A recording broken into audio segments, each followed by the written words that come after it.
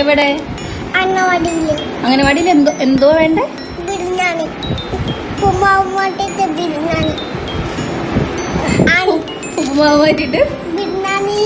എന്തോ പൊരിച്ച കോഴി പറയാം കേട്ടോ.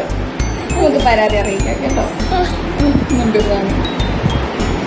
ദേവികുളം ഗ്രാമപഞ്ചായത്തിലെ 1-ാം നമ്പർ അങ്കണവാടിയിൽ ശംഖു എന്ന ഓമന പേരിൽ വിളിക്കുന്ന പ്രജ്വൽ എസ് സുന്ദർ, അങ്ങനെയാണ് ഞാൻ മനസ്സിലാക്കിയത്.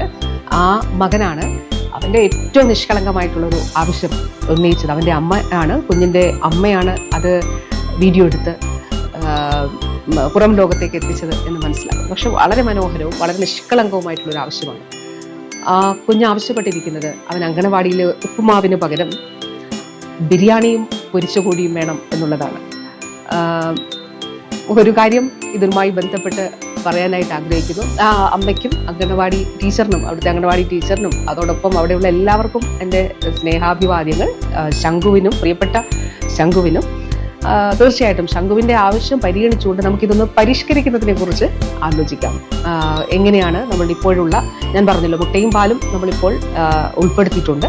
അത് നല്ല വിജയകരമായിട്ട് നടപ്പിലാക്കി വരുന്നുണ്ട്. ബഹുമാനപ്പെട്ട CM തന്നെയാണ് ഉദ്ഘാടനം ചെയ്തത്.